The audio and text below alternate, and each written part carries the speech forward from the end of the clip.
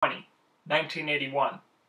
It was a time of recession, but unlike some past presidents who believed government spending could emancipate Americans from periods of economic downturn, Reagan believed that inordinately high tax rates had slowed the economy. In this present crisis, government is not the solution to our problem. Government is the problem. From time to time, we've been tempted to believe that society has become too complex to be managed by self-rule, that government by an elite group is superior to government for, by, and of the people. Reagan's ideas were influenced by an economist named Milton Friedman, who argued that if the wealthy do well, the rest of us will do well too. Their wealth will trickle down as they pump money into our economy.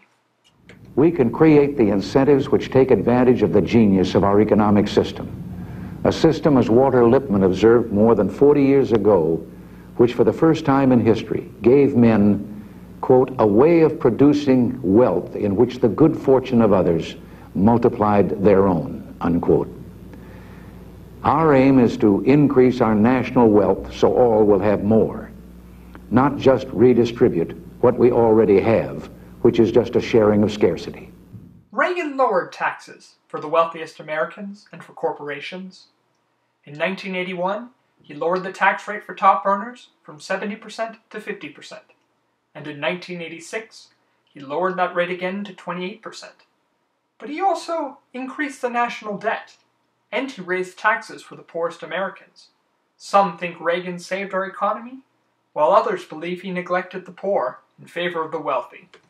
Reaganomics was a spectacular success in some ways. It was a spectacular success for the richest Americans in the country who benefited the most from President Reagan's historic debt-exploding, budget-busting tax cuts. Here's the average wages of the rest of the country in 1980.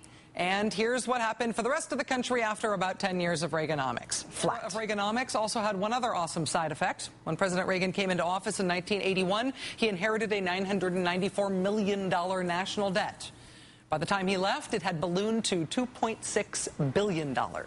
Ronald Reagan, patron saint of fiscal conservatism, supposedly, grew the national debt by an astonishing 186% during his 8 years in office, which is what tends to happen when the government drastically reduces the amount of tax revenue it collects. Now you understand the arguments for and against the Reagan tax cuts.